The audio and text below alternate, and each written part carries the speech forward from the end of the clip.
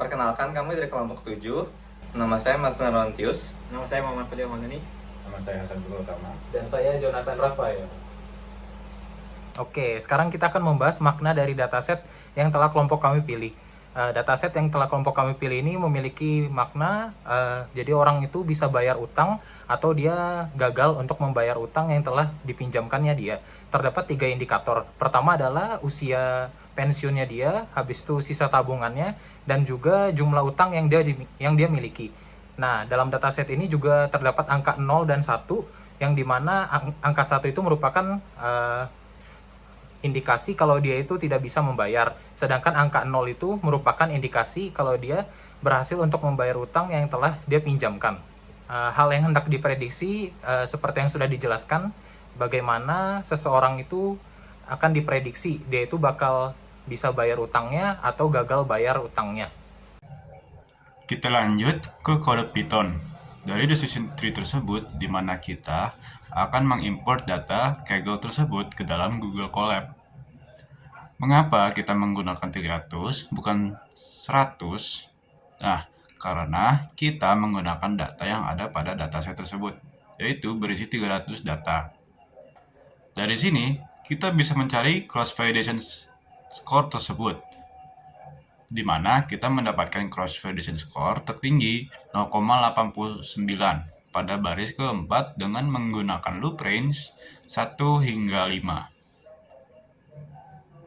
Lalu, masukkan max depth sama dengan 4 sesuai dengan hasil tertinggi cross validation yang didapatkan. Pada akhirnya, kita mendapatkan skor sama dengan 0,89. Stopping sama dengan 4 dengan keakurasian yang hingga 0,9166 sekian. Oke, selanjutnya di sini saya akan menjelaskan tentang decision tree.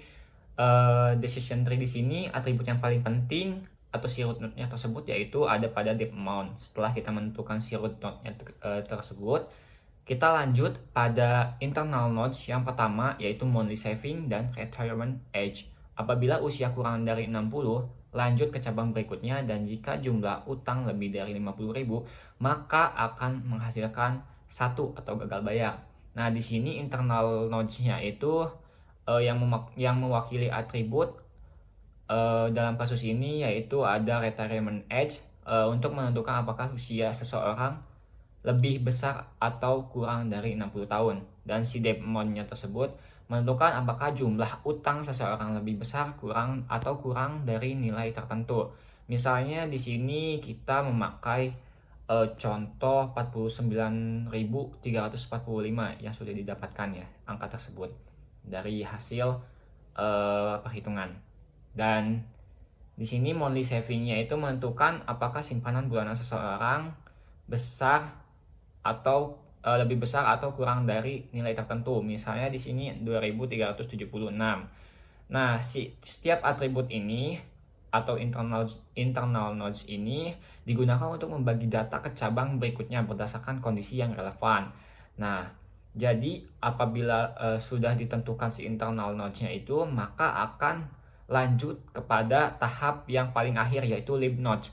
Lib nodes di sini ada lib nodes di sini mempunyai nilai 0 dan 1 pastinya.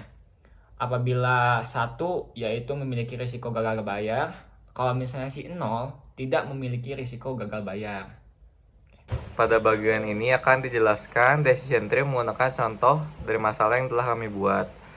Pada masalah ini, retirement age-nya adalah 60, lalu depth amount-nya adalah 49.345, dan monthly saving-nya adalah 2.376. Decision yang perlu dicari adalah apakah 0 atau 1 atau tidak ada resiko gagal bayar atau terdapat resiko gagal bayar. Pada contoh masalah yang diberikan, karena depth amount-nya lebih besar daripada 16.000, maka akan masuk ke false. Setelah false, akan dicek retirement age-nya. Karena retirement age-nya lebih kecil daripada 81, maka itu benar, akan dicek lanjut ke retirement age lagi, tapi untuk lebih kecil dari 67,75. Karena true lagi, maka didapatkan hasilnya adalah class-nya adalah 1. Karena class-nya sama dengan 1, artinya terdapat resiko dari retirement age 60, debt amount 49.000 dan monthly saving 2.000 untuk tidak membayar kembali debt-nya. Sekian presentasi dari kelompok kami. Mohon maaf jika ada yang salah. Terima kasih.